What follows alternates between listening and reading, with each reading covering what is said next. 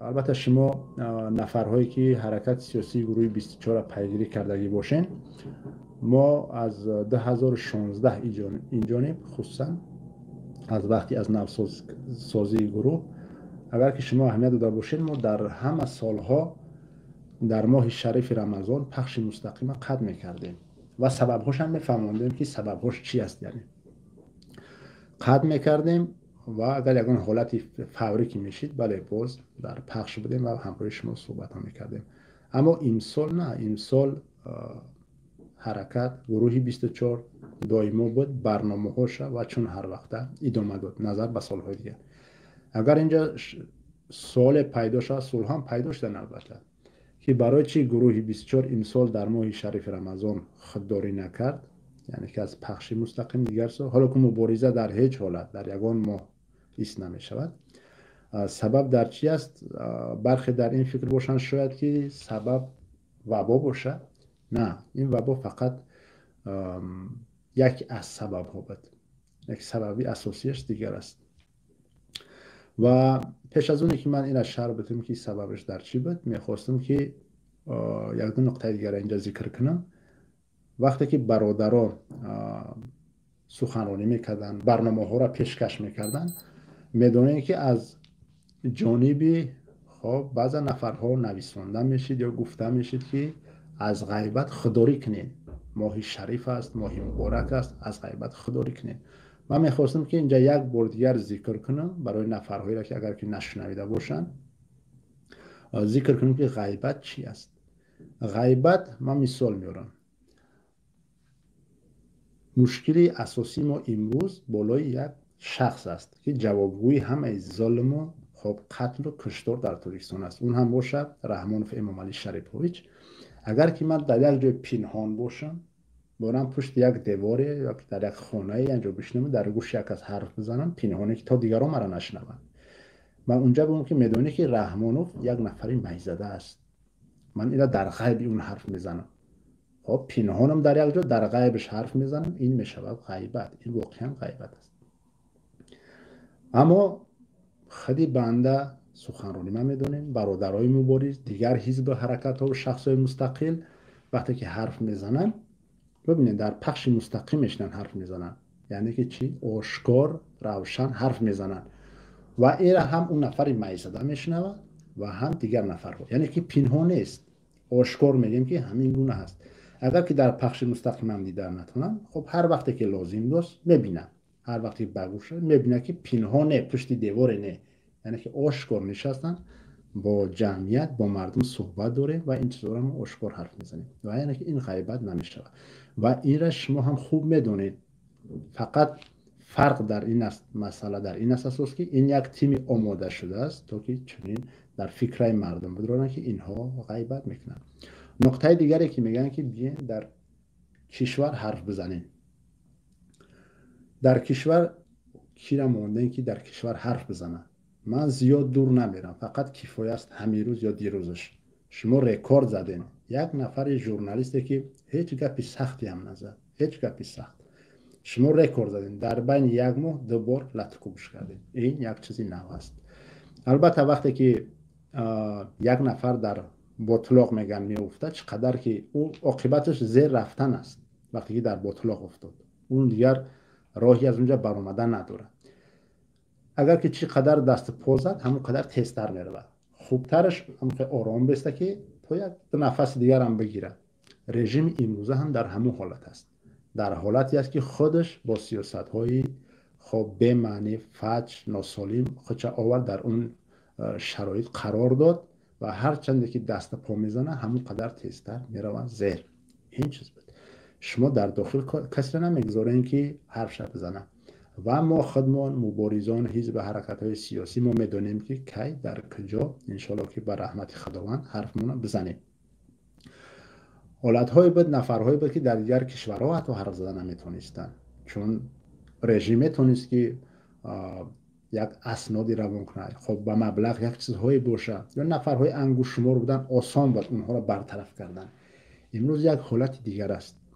مصیبت رژیم امروزه این است که کشورها اون اسنادها و هر چیزی که روان میکنن قبول نمیکنن و این رحمت خداوند است که ما نه تنها در یک کشور بلکه در اکثریت کشورهای روی دنیا قرار داریم و حرف میزنیم. این است. خب در داخل ما که اونجا میدیم این هم مطابق برنامه است. هر وقتی که خداوند خواست و هر وقتی که ما با برنامه سالی قدم زدیم داخل در اومدیم. اگر زیاد پزمانی ما شده باشه همین متدیختان شما دوام بتین، یعنی همین به عقلیتونه و همون قدر انشالله که تستر وارد میشیم.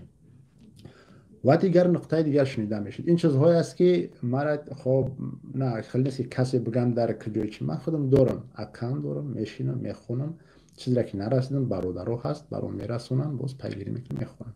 خب چیز دیگری هست میگن که در ماه شریف رمضان حقا هم در همین ماه آرام باشین، خب کنین، گپ نزنین در همین ماه. بله درست است. ببینید در ماه شریف رمضان ما وقتی که جنگ شهروندی داشتیم، جنگ برادرکشی که یکدیگر را قتل میکردیم،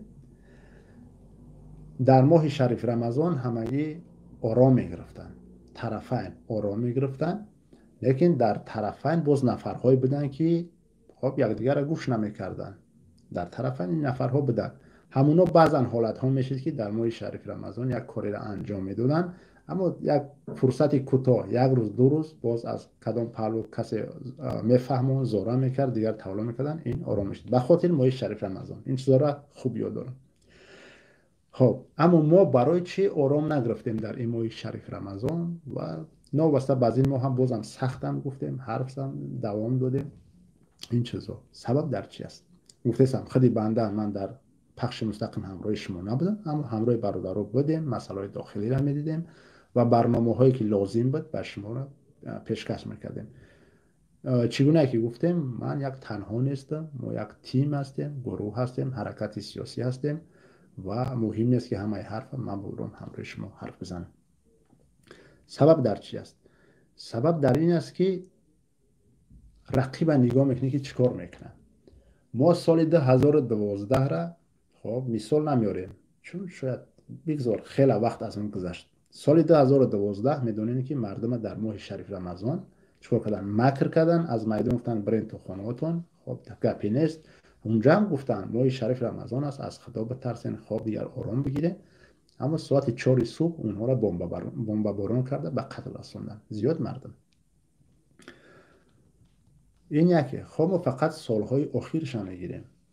در سال گذشته شما دیدین که در ماه شریف رمضان چیکار کردن؟ اینترنت ضعیف کردن در تاجیکستان تا که خبرها بیرون نرود. در حال اینترنت ضعیف کردن، خابراها را بسته کردن و در داخل زندان نفرها را به قتل رسوندن. ببینید در ماه شریف رمضان شما نفرهای دعوا میکنید که ما فقط از حرف گفتن از حقیقت خودداری کنیم. شما در ماه شریف رمضان نفرها را یعنی که قتل کردین.